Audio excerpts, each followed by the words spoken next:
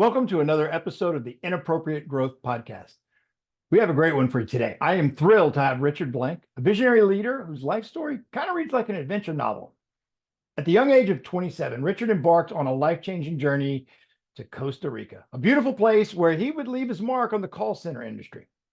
Over multiple decades, he's trained over 10,000 bilingual telemarketers.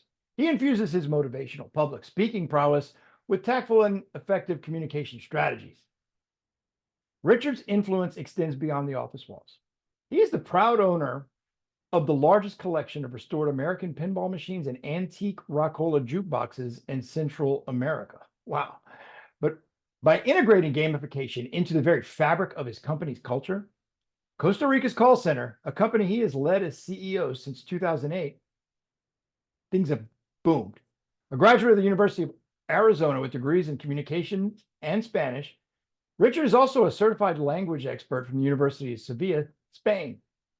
His academic achievements are just as impressive as his professional ones. A 2023 inductee to the Hall of Fame for Business, Richard continues to support future generations by endowing a scholarship for students pursuing a major in world languages. Join us as we step up our communication skills and dive into the mind of a man who has not only witnessed growth, but has been a catalyst for it. Richard Blank is a legend, and we've got him here on the Inappropriate Growth Podcast. I know you're going to enjoy this one, so let's get started.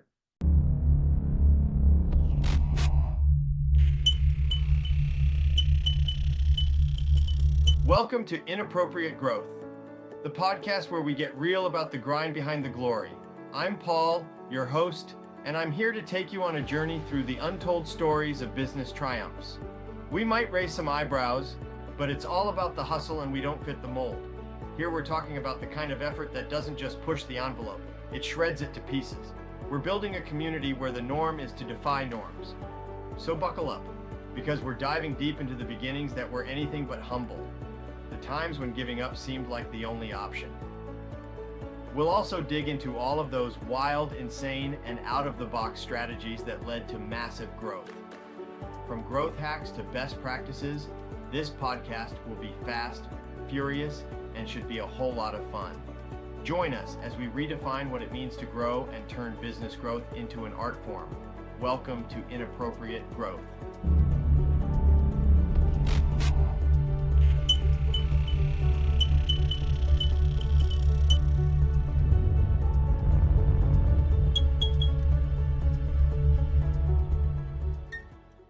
All right.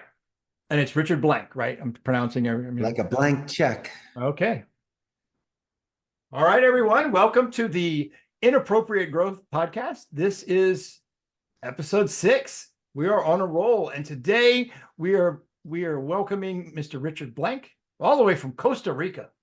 Well, Paul, first, I can't thank you enough for being here. I'm a happy guest, but I've had a very, very happy 24 years living here in Costa Rica. Awesome. I've seen pictures. It's a beautiful place. And now it's on my bucket list. I'll definitely get down there. And now I've got a contact. Just for the benefit of our guests, let us know exactly. We know you're in Costa Rica, but where are you? How did you get there? And what do you do? Well, for your Inappropriate Growth Podcast audience, I'm originally from Northeast Philly. And instead of following in the certain footsteps of my great-grandfather and my parents and grandparents that went to Ivy League and studied law and finance, I wanted to be a language major. So after graduating the proud Abington, I went to the University of Arizona and doubled down. And post-grad, I was able to move to Costa Rica at the age of 27 and work at a friend's call center. And I kind of saw that more as my graduate school. I was there for 4 years and learned the interworkings of a center minus C level. And so in my mid-30s, when I was having that midlife crisis and time was a ticking, I decided to throw my hat in the ring and try it out. And the next thing you know, we're celebrating our 16th year as Costa Rica's call center. It kind of dovetails right into my first question. It's about early beginnings. And Inappropriate Growth, we're usually very interested in the humble beginnings. It's usually, I personally work with people that are going into business for themselves, and they've been maybe in a corporate setting prior. And I really kind of question their motives, because sometimes brand new entrepreneurs, aren't coming at it with a realistic expectation. They want to be their own boss and have some more flexibility, and because they've got a friend who's owned their own business maybe for 20 years and very flexible in their schedule. Like, yeah, but you might be comparing your chapter one to their happily ever after. I'm more interested in that chapter one. What was it like, when maybe you questioned what your decision was, maybe where you said maybe this wasn't a good idea, but what inspired you to move to Costa Rica? I know you said you went there and worked in a call center, but to be in Costa Rica on purpose, I mean, train, when I saw over 500 employees for one of the largest call centers in Central America, what do you think was the biggest inspiration for that result? Well, you're seeing the end result there. Let me go as far back as middle school. All right. When I was in my early teens, I came from a nice family that liked to take vacations. So sometimes we go to Mexico. So besides enjoying myself in the sun, I could come back with 20 to 30 new vocabulary words. But here's the skinny. My family had certain expectations scholastically and what you're going to do with your career. Right. And for me, I couldn't get that reinforcement from them because they didn't speak Spanish. The only way I can get it was outside of my bubble of friends and family that no one was interested in the second language. And so when I met somebody from the Latin community, I would speak the Spanish that I would know, and I would get such encouragement, additional vocabulary, a little adjustment on the grammar, and not just a pat on the head, wind in the sails. So it really just wasn't a parlor trick, and my parents thought it was just a hobby that would get old and sit in some garage somewhere. I was doing the dedicated practice, like Daniel's son, so he could beat Johnny. I mean, when you see somebody go above and beyond, over and above school on their weekends, evenings, finding other mediums to do it, like reading, watching movies, writing, meeting people, you can't hold back someone's spark. So then it came to high school. Okay, fine. I got my dedicated Spanish teacher that really invested in me, kind of like other teachers do with the special kid. And my grades were terrible. So fortunately, I got a college recommendation from this individual that really believed in me, plus the late principal Norman Schmidt, that got me into Arizona for their language program. How did I convince my parents not to go to Ivy League or study law or medicine? I mentioned my great grandparents that came over at the turn of the 20th that did not speak English and moved to New York, was in the garment industry. We made our money during the Depression. It's in our blood. We're nomads. And without great grandpa, you wouldn't be here today making decisions on this. So think about what happened when he moved from Romania and Russia. Right. And so you can't hold us back. And I tell you what, let me roll the dice. I'll come back with my tail between my legs if I made the bad decision. But if I make the right decision, you have to let me run. And so I did invest those years at Arizona. But then I did the other thing. I went above and beyond. I interned for Telemundo for 2 years. I was able to get into this organization on my own free time, 20 hours a week. And I did promotions and public relations. I also had the chance to meet some individuals like Pedro Sepsek and Miguel Quintana, which were huge influences back in the mid-90s on that television station. And they, my friend, said, "Go, Richard, go. I like your Spanish. I like where you're going." So it also led into moving to Costa Rica. That barn door was open. The momentum was there. I didn't have to sell my family. It was already happening. And so when I came to Costa Rica, I had the momentum. I had the advanced intermediate Spanish, which now becomes advanced. And so I married a Costa Rican, fell in love, enjoyed working at the center because it's a linguistic environment. Right. And I saw not what you see in Hollywood, where it's the cold call close and the Wolf of Wall Street and coffees for closers. Blake, these were bilingual individuals getting an ROI. And now, mind you, a second language bears the mark of higher education, and an accent to me is a beauty mark. Look at Ricardo Montalban from Fantasy Island. And so I was watching the most engaged artists of speech, and I gravitated towards it. And sometimes in your life, you do see the Wu Wei. There is no resistance. And not only did I jump into it, but the moment I got on the phone, never working at a call center before, I was cranking homers. My talk time was long. I'm converting calls. I'm high-fiving people on the phone, just like the movies, but I just wasn't slinging stock. But the thing was, I saw the art of speech. I understood the thesaurus. I got to listen to the calls in QA. I saw their grading system. I saw the inner workings of structure, of rhetoric, and how it could be repeated and grown. The only thing was keeping that motivation high and not letting that morale drop. And I know I'm going off on tangents, but the one last thing I will say, that the $1 million piece of advice that I got growing up was the empathy. If you can extend compassion towards people that are walking in uncomfortable shoes, you will earn the respect and the stripes of your colleagues around you. And so I earn this by merit. People know that this is my wheelhouse and I'm paying it forward. And so that is why I'm able to grow to 150, be in 16 years, because my goodness, I have soldiers that are willing to walk with me, and I'm a guest in their country. I'm 3,000 miles away from my mama, and this thing still hasn't stopped. So these entrepreneurs in the beginning, you sometimes have to take leaps of faith. If you train hard enough, you will win the fight, but you haven't stepped in the ring yet. Doesn't matter. You hit that training and you give yourself that discipline, and you do not listen to the naysayers and great believers. They love you. They just don't understand you. And so a lot of the times, my good friend Paul, you got to hold the course, even if you walk alone. And so look at this. None of my friends from Abington could ever imagine moving to Costa Rica and starting a call center.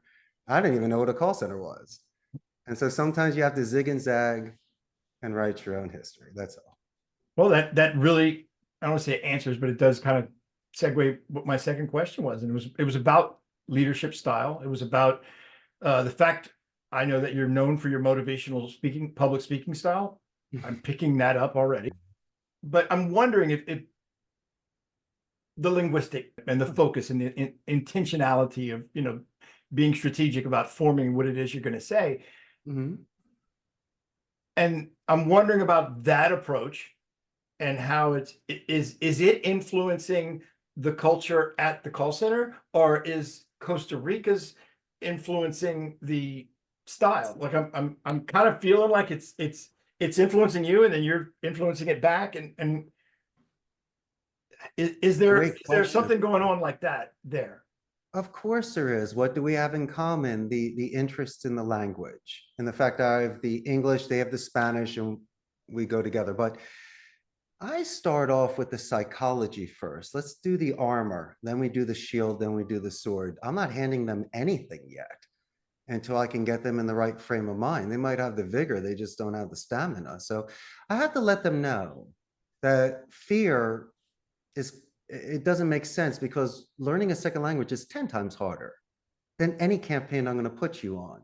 And most people today are doing omni-channel non-voice with texting and emails, while you are still doing a painting, not a print. Oh, what a beautiful speech to do. It has more value. You can really get the response of the people, and there's no misinterpretation. And if you want to get business-like, you can upsell, you can referral, right? You can be able to get that exit interview. Creating a relationship. It's not an Yeah, AI. of course.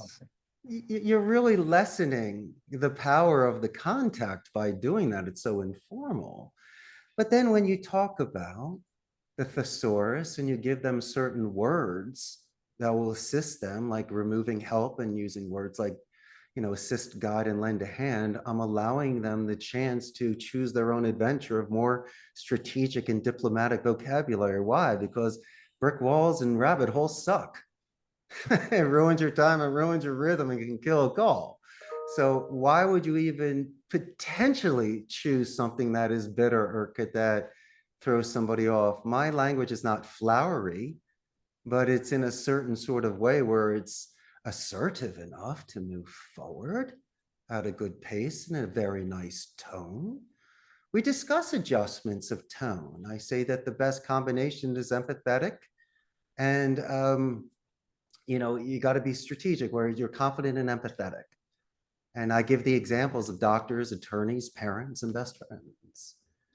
But what about the mirror imaging technique is what you always talk about. You've learned that in sales. Well, you don't want to mirror image negativity. In my mind, you should be mirror imaging their rate of speech and their pitch. Why? Yeah. So you can see if they do a spike or a dip. Why? That's a time to see the inconsistencies, to ask for tie down questions. clarity questions. If things make sense or sounds good, may we move forward? And so it's an excellent way to have checkpoints, 30 seconds to 2 minutes. So instead of having a rambling 10-minute call that fails, you can have a solid 7-minute call, shave 3 minutes and close the deal. And so I'm trying to teach them to be more in the moment and using some of what people say that could eventually, instead of horizontal, now we're vertically asking open-ended questions, because instead of talking about business and hiring you as an amazing business coach, my good friend, Paul, we might want to talk about Louisiana, and we want to talk about you taking amazing photographs and the fact that you did it from passion.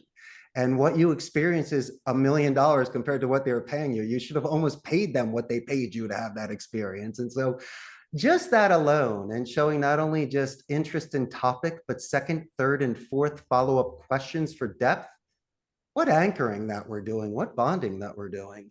And then hypothetically, if I speak to a gatekeeper or secretary that transfers the call to you, I'm going to let you know how amazing Catherine was. I'm going to do it verbally. I'm also going to do it in writing and give these positive escalations. Separate myself from the thousands that are pitching your business by showing you authenticity and really letting you know that the people that work with you are the most amazing people. So you can choose me just in regards to my ethics prior to any sort of contracts. And happen if I have to call your company back, then Catherine's going to give me a hero's welcome. She's also going to tell me a couple more goodies on Paul's schedule. So you don't need to do it by hook or by crook, or you don't need to find ways to angle your way in there. If you do things ethically, like telling the truth, you can tell the same story 1,000 times. And trust me, Catherine gets 1,000 phone calls a day. She'll remember you.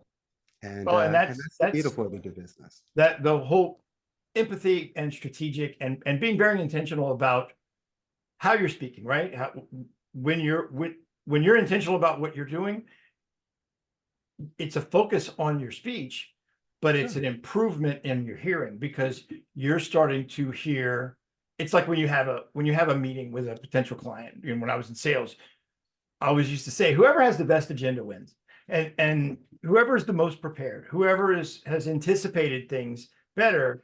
Because early on in a negotiation, you're going to have pushing and pulling that's really not relevant to anybody's goal with the conversation, but it's just trying to establish parameters. But by being strategic and having a longer, more thought out process, to the depth that you're describing, listening for the pauses and listening for the increases in tone, and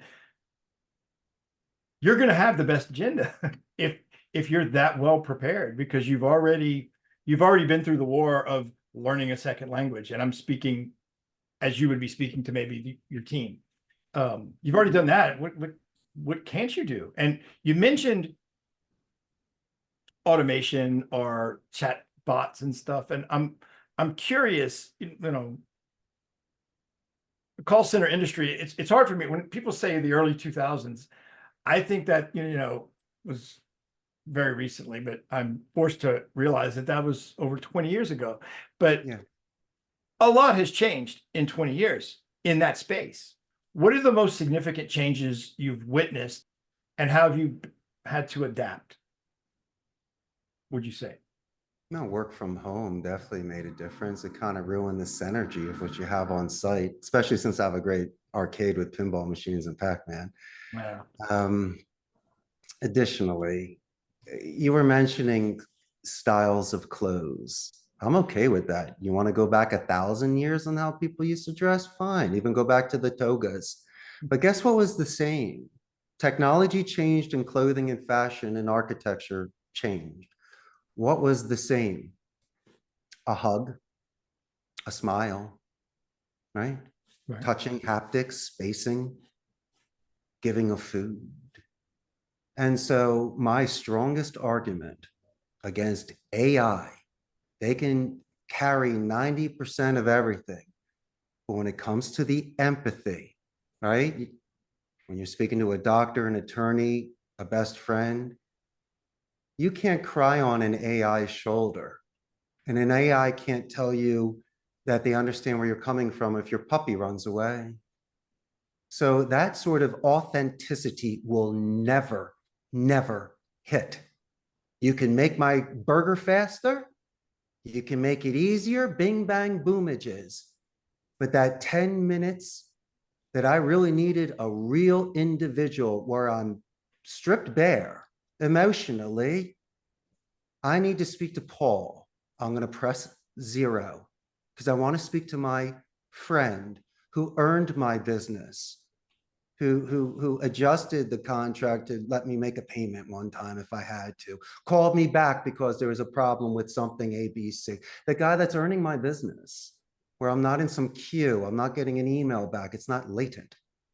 And the one time I needed that favor, even as I say that, shoulder to crown, because I'm having a weird day. And my stranger now became my best friend. So I think people love their dogs and cats and hug them. They can't even speak English. I will say that there will not be a niche market, but there will be people like you and I that love paintings and live theater or certain things that are home cooked meal. And if that's what it is, and if that's a luxury, then so be it. But I think a lot of people are going to get sick of very cold and stiff metal benches. They prefer to be in some luxury thing to sit down, with the I can comforts of relate. home. You're talking to someone who grew up in the city. I was a city kid, made fun Yeah. of people from the country. 10 years ago, I met my wife, and she's absolutely from the country, but I'm looking at things from a different perspective. I don't eat fast food anymore. That was when you live in the city, the convenience overrides the knowledge that you it overrides the knowledge that it's not good for you, but it's just so easy. And the same thing with AI. It's so easy. Spell check made us all terrible spellers when we weren't before. I think AI is going to just make us dumber. And I don't necessarily hate that because I'm not dependent on it. And it's just, I'm not going to have to improve myself a lot to separate myself from people I might be competing with. I kind of feel that vibe that you're saying is we're not changing. The technology can change all at once. The other bit of strategy that I forgot to mention earlier is the luxury of time. If I'm making quick phone calls, that's like quick fighting. You're doing some jabs and in there. But if you can play long game, it is time. You said there's certain conversations where people are just overly aggressive. You're on the wrong page. My suggestion is just take as many notes as possible, thanking them for their time and just saying, may I go to the gym on it, sleep on it, work on it? Because I've seen, and this is the maturity of being a business owner. Okay. The following day, I'm willing to accept the fact I overextended myself. Maybe I need to readjust the tone. I can cut the fat, see the priorities, see your side. And my success rate, given luxury of time, has been about 80%. Some people don't budge. Well, But I relate. yeah, When I first started talking to you, I record all my calls because I don't trust my memory of what happened. And that's a good point. but Really good point. once you start seeing an actual recording of it, just like in a call center, is for training purposes, right? We're recording calls all the time. Of course. You point out to someone who's being trained, this is what you said. It's just like financial reports. We can embellish or tweak the statistics to fit our narrative and just about anything, but we can't dispute. Well, they used to call it videotape, but now it's just we can't dispute video recorded evidence, and we can't dispute numbers. They don't lie. And I think that's helped me do what you're talking about, because it's a lot easier to reflect when you're faced with the reality of what you did and you said, and then your remembrances of things start getting more accurate because, oh, I thought I said this. It's like, that is not what I said. I'm listening to what I said. It's not what I thought. Well, that gap kind of closes a little bit when you realize it. And it's that maturity. Maturity is not that you figured everything out. Maturity is that you have this awareness, or I believe this, you have the awareness that there's more stuff to figure out. So you're training people, right? And you have these recordings. I use the Philly technique. In fact, we do the Philly guilt technique. We say, yo, Paul, you're better than that. Come on, I heard you last week. You did 44. And so a lot of the times when the calls are being made, I'll pause it. I'll look at you and I'll just, make the face and go, I know, Richard, I did this, this, and this. I go, Okay, and then we keep moving forward. And so self-analysis is definitely good for self-improvement. Yes, it is their own voice. And I get disappointed more than I do angry. So I'll never give you the walk of shame. I'll never make you cry. But you're definitely better than that. I know you can do things. You just weren't focused at the moment. And guess what, my man? There are certain things that happen outside of the office, which may affect their performance here. So I do have to take their responsibilities into consideration. Well, you've earned a reputation, right, with this training and teaching it as basically a school for telemarketing, right? Is that fair? Yes, but some people say that my training may be too intense from time to time. But as Blake said in Glengarry Glen Ross, if you can't take me, how are you going to take being on a sit? I'm not saying that I look at it like this. I bend, but I don't break. And my rhetoric is really just practicing rebuttals with you. My rhetoric is asking you, okay, is this too tough for you, Paul? Let's pretend Paul's coming in for the first day. You judge me, my man. So before you even go into a training class, I bring you into the arcade so you can play some pinball and Pac-Man and some air hockey. So at least you're chilling for the first half of the people and me. That's number one. Number two, you come into the training. There's no quiz. Consider me like the TV VCR. There's no quiz. You get to enjoy yourself for that class that day. All I'm going to do is pay it forward and teach you soft skills that got me there. But these are the sort of things you just don't pick up a guitar in one day. I'm talking about 30 years worth of this knowledge that I'm trying to condense in 2 hours to show you the bouncy ball kindergarten way to do it, where I can show you, come and don't do the fish in a day and teaching you for life. I am giving you the foundation of speaking structure, where after 2 to 3 weeks, then it becomes habit. And these are very simple common sense suggestions that I'm making people to make them more confident, self-reliant, and have more stability and make stronger arguments. And I really guess using it's a people's safe brain. assumption that works. That's what I mean. That's the core principles at the beginning. It's the first thing you said when we started talking. It's clearly it's clearly your first phase, and it's clearly intentional. And you wouldn't have this business this size, this successful, if that didn't work. Well, let's even get to there. I'll look at you and I go, Paul, let me ask you a quick question. How many owners of a call center have taken the time not just to introduce themselves to you, but actually took a couple hours to share ideas with you? Very rarely someone will raise their hand, and I'm not doing that to put another medal on my jacket. I'm trying to establish the fact that you're getting that sort of respect. You're meeting an owner. I'm a busy man, but I also know my business. I'm not thousands, I'm 150. So I can take the time in the final filtration process to see if we mesh. And if we can spend 2 hours together and do things the old school way. Old school. Nerf football, wiffle ball, capture the flag way. That's my way. And I'm going to have a great class with you where it's entertaining. You're going to feel good about yourself. I'm going to teach you my Philly. And that's how let me also add, while I'm working with you in role playing, I may ask you, Paul, to stand up. Why? It's another level to break, another skin to shed. Get up in front of the 10 people. Stand with your boss, role play with me. If you have the guts to do that, all right, John Wayne, then die with your boots on, brother. Look what you just did today. Role playing, speaking, script in left hand, using the right hand for illustrators, looking in my eye, pacing around in front of 7 cats you don't even know, but you're rolling with it. You're showing, you're swinging. I love that. I can train someone like that.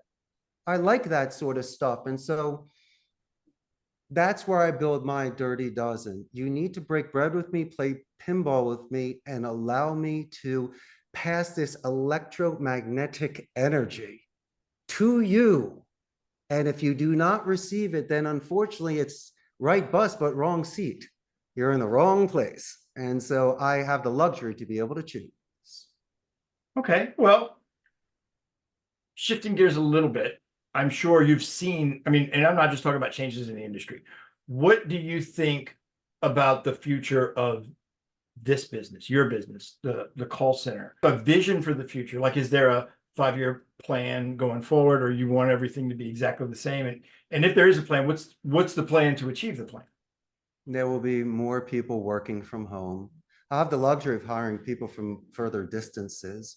The people that will be in the center will be onboarding and PCI compliance. And it'll almost be like a ghost town. Man, what a nice 50s cafe I built. And I brought in the games. I even, as I mentioned, air hockey table. Who has air hockey tables? When pre-COVID, those places were packed. People were in that room laughing and having fun. Less cigarettes, less in the corner on Instagram, more best friends. I had people meet, fall in love, get married, and have kids. And how are they doing this? Because I wear gave them a pants happy every medium. single day. But it's the medium, my friend. It gave people a chance to meet individuals from other departments. Right. And to be able to compete with people, even myself, and have fun and let off steam. And so just because we're adults, we can't play and have recess. No way, not in my center. I've seen both sides of the, because COVID changed the dynamic. I mean, you can have a conversation on Zoom or on FaceTime or on a telephone or via text, but if you need a person, they're just not there. And the playing, the interacting, the camaraderie is not just the work. So we make 100 phone calls, right? Regardless of transportation, time, and money spent. It's just 100 in the office and 100 work from home. Richard and Paul. Oh man, if I had to be a betting man, I would minimum bet and throw it all down at least a 20% increase. At the office? Minimum in our business. Why? Because we're buddies and Paul's my man and he's on a great call, me today, you tomorrow. And it's just, how could I not? He's my co-pilot, Maverick and Goose. I mean, it just had to be. Paul's my man. Why didn't you quit? Paul, why are you the top guy this month? Because Paul motivated me. How did you get through rough times outside the office? Because I could vent with Paul at lunch. The day that you look in my face and go, hey, Richie, what's going on? And the only way you could see that is by sitting next to me. And then we have a moment, bounce the bike again, you get me back to where I need to be. And that could have only happened if you were there. And so don't think that doesn't have a ripple effect. No, it absolutely months if it doesn't get stopped. And so, yes, Paul, am I being selfish by wanting to sit next to you and not having you do that commute? Of course. But then again, you have to weigh both options. But yeah, you hit it on the head, my friend. You hated Apollo in the beginning, Rocky, and then at the end, you talk to her every day and you respect her more than anybody, and it's mutual. And I think that's a very, very nice relationship to have. Aside from COVID, can you think, 30 years, it had to have happened. Can you think of a particularly challenging moment, some point in time where in this career and in this business that you had to figure something out and you had to overcome it? I guess it was the delegating the right people. I'm a guest here. I can't wear all hats. Really think about being a business owner. I mean, all joking aside, you need accountants and attorneys. I needed a chief technical officer. I needed general managers and human resources directors, and even attempting, like in Monopoly, just to put 1 or 2 houses on each property is not enough. How do you have the time to be an expert in each? How do you have the one thing that I'm great at is watching the floor. So the general manager position I have the most experience in, and that is a double full-time job if you think about it. And so absolutely. You need to choose the right people. And the majority of the time I promoted from within. I have specialists for IT, but I've promoted individuals internally that were going to school for Cisco. And when the opportunity arose, I gave them the keys because the knowledge can be learned and I can hire people to assist, but I have a warrior with me that is as loyal as the day is long, and that fidelity to me really is the security of the company. You can Same with the accountants.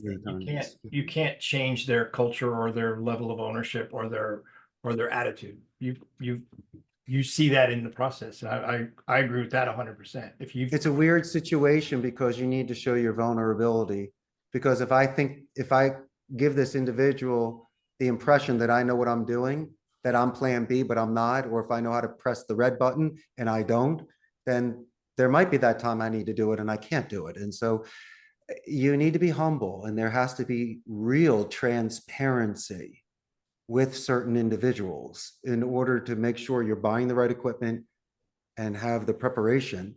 And I've And also learned someone's going to with say, clients, you know what? I'm not sure if this is exactly what we need. That's a better statement than I'm 100% confident this is it, and it's not.